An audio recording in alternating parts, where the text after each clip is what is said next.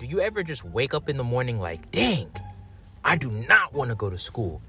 And you're just angry at the world that you have to get out of bed from the most relaxing night of sleep you've ever experienced just to go to school and do it all over again for another 7 hours that day. This is where the fake sick method comes into play. We've all done it before. For those days where you genuinely don't feel like doing anything but staying at the crib and chilling. You can't just tell your parents, yo, I don't want to go to school. I mean, unless you have super chill parents. If you do, lucky.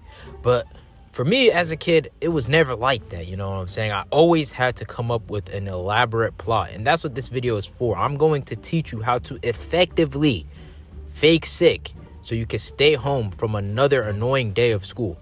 Method 1, the one we all know and love, is just, I feel sick, my stomach hurts, right? Now, this method is very, very ineffective, but it's a classic, so we have to bring it up, you know? There's no tangible way to measure someone actually lying about their stomach hurting, right? So you just tell your mom, yo, my stomach hurts, and depending on how good your acting skills are, this method should be able to work with about a 70% efficiency. To be honest, this method wasn't all that effective for me personally because my mom didn't really care about a little stomach ache. She would just tell me to thug it out and go to school. The next method is a classic in my book because my brother taught me it and it's very effective. And this is the fake fever method. All you gotta do is on a day where you're trying to skip school, you go to your kitchen and make sure the coast is clear. You turn the stove on to the highest setting and just hover your face over the stove for a good 20 to 30 seconds. This will make your face really hot and it'll be almost as if you have a fever. So then you have to immediately, because your face is going to go cold if you don't, you have to immediately go to your mom and say, oh, my head, I have a fever. She's going to touch your forehead and she's going to feel that it's piping hot and boom, you're in the clear. This method is so fire. The only risk about this fever method is if your mom tries to check your temperature again, like, I don't know, randomly just to see if it's still hot, you're kind of screwed because your head's not going to be hot anymore. And then the jig is up, you feel me? But the next method, I didn't even learn. A classmate of mine taught me it.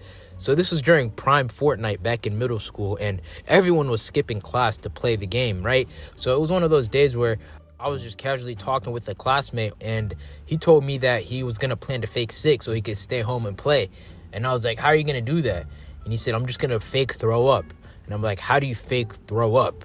And he told me that what he usually does is he chews up graham crackers and then puts water in his mouth and just kind of chews it up, spits it in the toilet, and then shows it to his mom as if he threw up. And I was like, wow, that's brilliant. I don't know how I didn't come up with that, yo. See, this method is nice because when you throw up, it's a guaranteed stay home. Your mom isn't gonna make you go to school.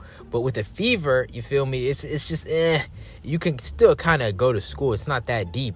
But yeah, man, I was like, yo, I gotta try that. So I did the same exact thing and bro, it was so clutch. I'm telling you, the fake throw up method is a cheat code. Now, in general, though, when you fake sick, it's only common sense that your parents are going to try to give you some medicine. And this is where you got to avoid because obviously you're not sick. So taking unnecessary drugs is not good. So how do you avoid this? I don't know, man.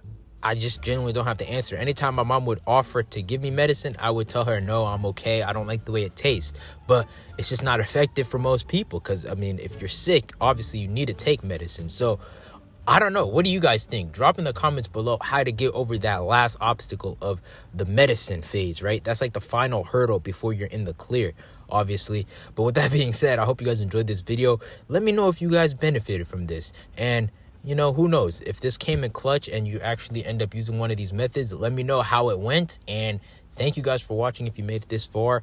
On the road to 20K subs, please drop a like and drop a sub if you're new. Take care. Peace.